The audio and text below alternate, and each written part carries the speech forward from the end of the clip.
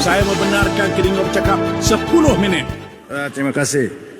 Tuan Speaker, pertama sekali saya ingin menjunjung kasih kepada Duli Yang Maha Mulia Yang Pertuan Agong atas titah dirajah ke bawah Duli Yang Maha Mulia serta keprihatinan Tuanku mengenai hal dan hak Sabah Sarawak, Perjanjian Malaysia MA 63 pembangunan untuk Sabah dan Sarawak khasnya memperkesahkan ekonomi dan pembinaan Pan Borneo Highway di Sabah.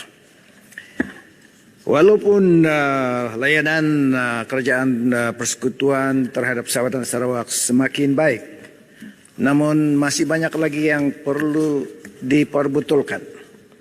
Antaranya status Sabah dan Sarawak dalam Malaysia. Adakah kita negeri, negara, atau wilayah? Semasa proklamasi Malaysia pada 16 hari bulan September tahun 63 yang dibaca dan disebarkan di seluruh dunia, Persekutuan Malaya telah bergabung dan bersekutukan dengan Sabah dan Sarawak untuk membentukkan Persekutuan Malaysia.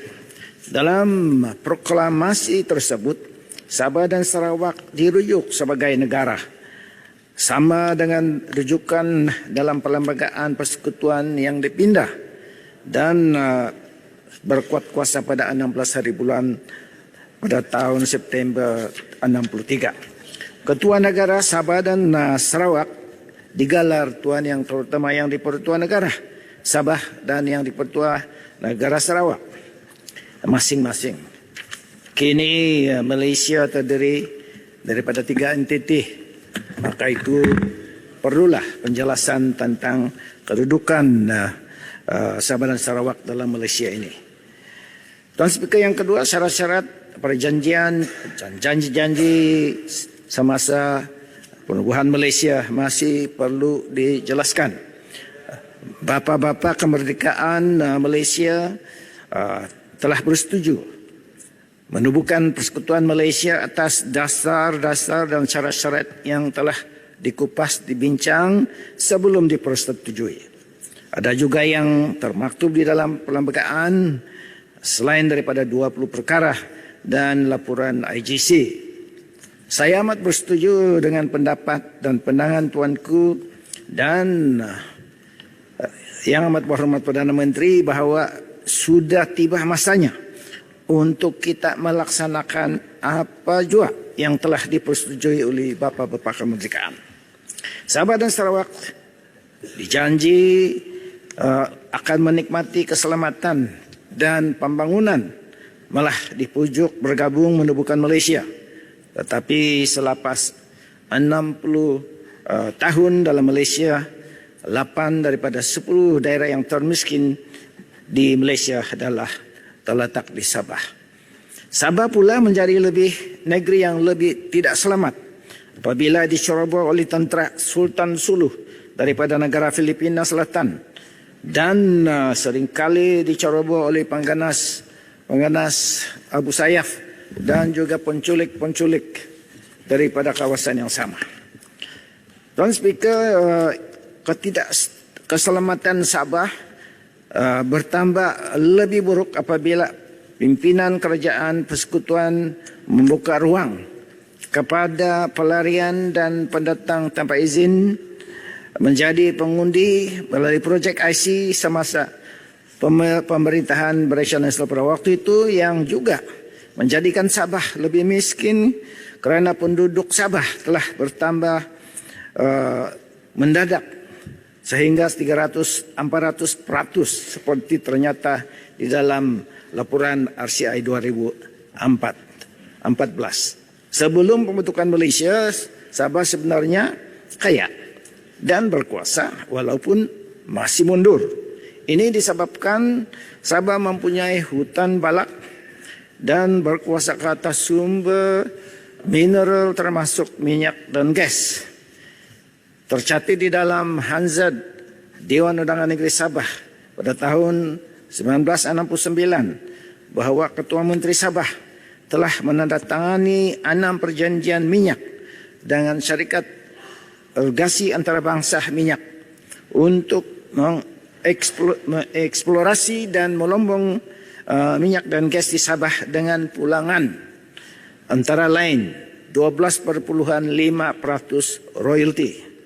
Tetapi bila mana pada tahun 76 Petronas telah mengambil alih hak milik dan sumber minyak melalui Petroleum Development Bank, pulangan kepada Sabah hanyalah 5%, iaitu Sabah kerugian 7,5%. Sabah dan rakyat Sabah bertambah miskin lagi apabila kehilangan kuasa kemerdekaannya melalui pembentukan Malaysia, di mana hak hasil bersih 40%. Kewangannya tidak dipulangkan oleh kerajaan persekutuan mengikut janji dan perlembagaan dalam artikel 112C, 112D dan item 2/1 bahagian 4 jadual 10 dalam perlembagaan sejak 1974.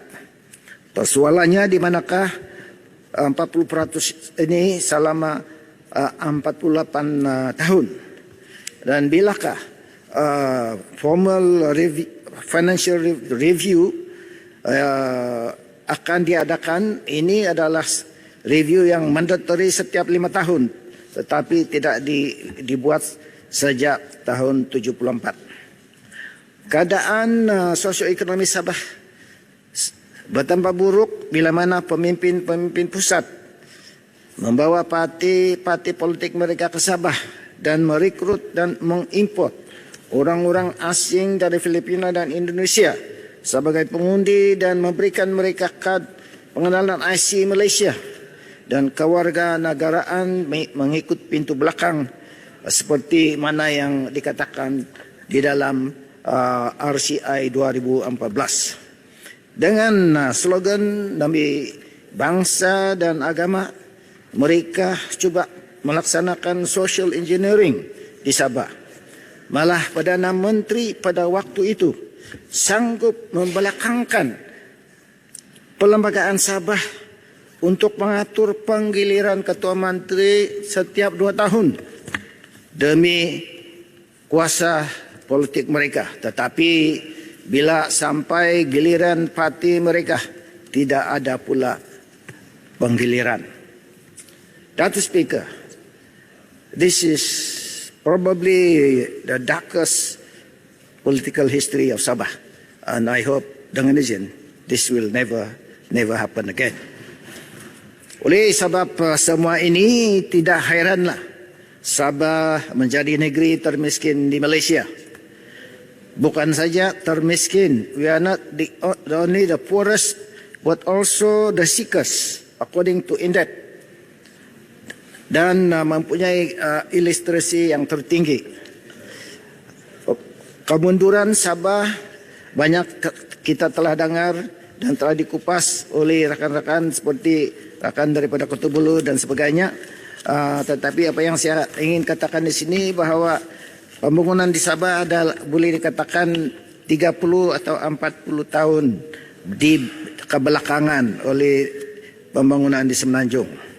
Maka dengan keadaan dan kemunduran Sabah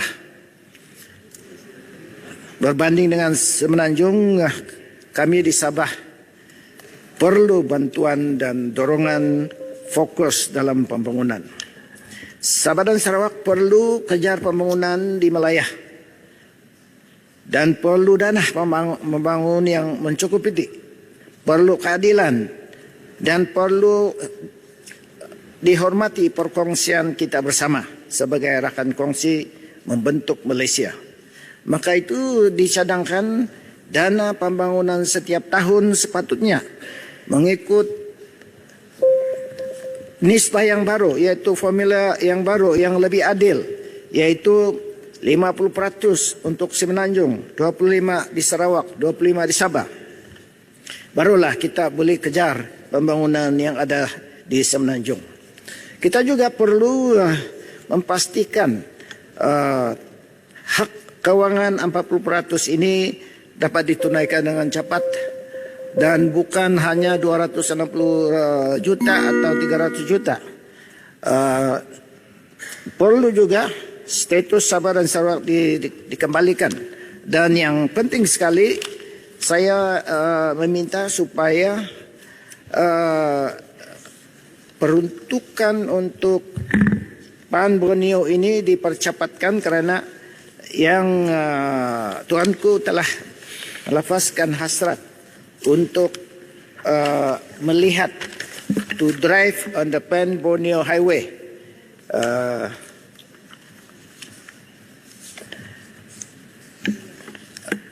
Saya harap peruntukan akan diturunkan dengan cepat pada tahun ini agar hasrat tuanku menjadi kenyataan dan konvoi kembara tuanku dapat mengguna lebuh raya tersebut dan disambut meriah oleh rakyat Sabah penuh dengan protokol sebagai yang di Pertuan Agong sebelum tuanku berangkat pulang ke negeri Pahang pada tahun yang akan datang. Perlu juga saya rasa sokongan daripada kerajaan pusat untuk membangunkan ekonomi Sabah dan Sarawak, memandangkan pemindahan pusat ibu pejabat ataupun ibu negara Indonesia daripada Jakarta ke Nusantara, Kalimantan. Tuan Speaker, sebagai rumusan, saya yakin Malaysia akan lebih maju dan pemerintahannya akan lebih stabil sekiranya ada perpaduan dan kerjasama semua pihak dan semua tuntutan Sabah dan Sarawak di bawah Perjanjian Malaysia IGC Report 20 perkara dan perlembagaan dilaksanakan. Baik. Dengan itu Keningau menyokong. Sekian. Terima kasih Keningau.